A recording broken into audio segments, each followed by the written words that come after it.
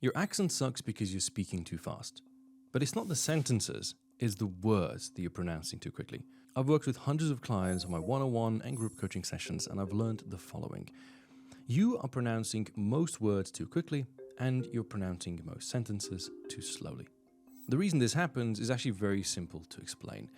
You see a word that is long, convoluted, complicated, complex, difficult, and you're just trying to get rid of it. You're trying to read through it as fast as possible so you can move on to the next, easier word. That creates the problem because you are not reading ahead. You're focused too much on the word that is in front of you and how you're going to pronounce it. As soon as that word leaves your mouth, you now have a buffer before you can figure out what the next word is, and the next word, and the next word. And you can think of this as solving a problem only by the time it's apparent instead of solving it ahead of time. And what this does is, because you're rushing through the more difficult words, it kills the flow of the entire sentence. It actually makes the entire sentence slower to read. It takes you longer to get there. This is a natural human response. We only have two ways of going through long, difficult words. It's either by reading them extremely quickly and just going thoroughly through them, or by going slowly and risk our tongue twisting thoroughly.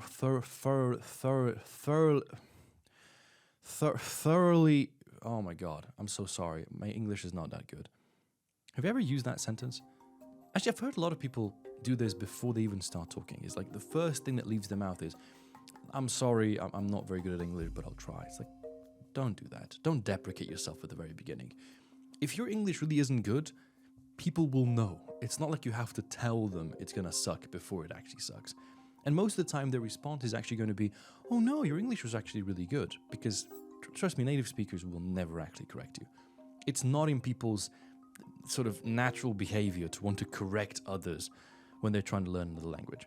Especially when the majority of native English speakers only speak English. They're not bilingual or trilingual or, centered lingual, if that even exists. But most people from other countries are.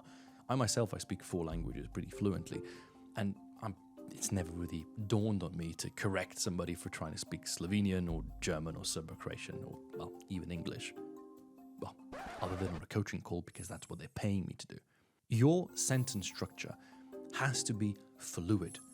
Your word pronunciation, however, has to be thorough. Yeah, we're going back to that word because it's difficult to say. Actually, speaking of thorough and difficult things, how about you try this really difficult tongue twister that I've included as a joke inside of my 12-day English masterclass ebook. Let's try reading it together.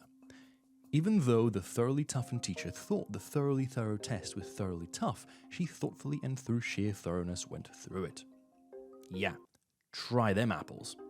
Want to make it even harder? How about this? Even though the thoroughly toughened teacher thought that the thoroughly thorough test was thoroughly tough, they and the others, though bothered, rather than withdrawing, gathered themselves, then thoughtfully and through sheer thoroughness went through it. Yeah, really. Try them apples for size. The speed of the sentence remained unchanged. In fact, I read it relatively quickly because I can. But what would have happened with most people is they would try to go through the most difficult words very, very quickly. And that in turn would actually lengthen the overall sentence because they would be pausing after each word.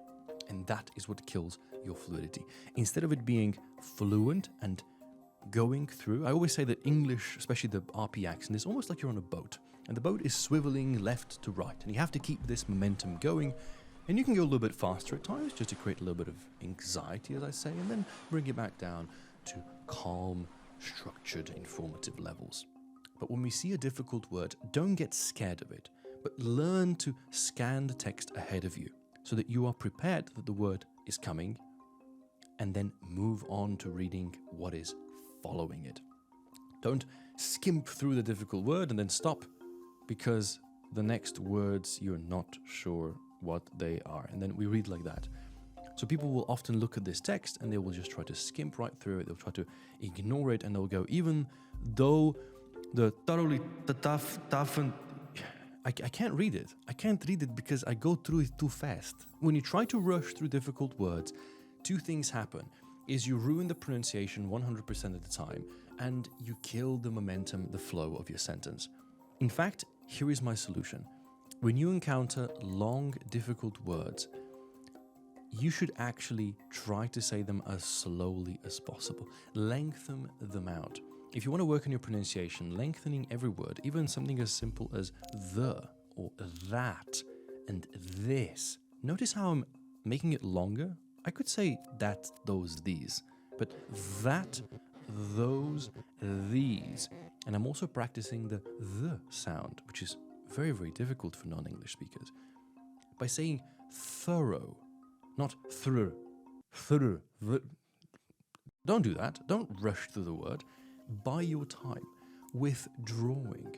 Thoroughness. Bothered. Toughened. Teacher. Pronounce each sound the way it's supposed to be. Lengthen the word. And ironically, by lengthening the words, you will buy yourself more time so you can scan the text that follows it. Little baby steps at a time. Don't try to read very, very quickly. Don't try to run before you can walk. And for a lot of you, reading a text like I've just read is going to be crawling rather than walking. But just like in sports, language requires repetitive practice. It requires something called time under tension. And so the longer you spend producing the sounds of th and the, especially in a test like this, you will actually improve your pronunciation by tenfold. So yeah, right now it might be torture and you're crawling and crying and you're weeping in your own puddle of mess. But as time progresses, you're going to start reading with confidence. You're going to start pronouncing these words correctly. And most importantly, your tempo of the sentence will be just like it's supposed to be.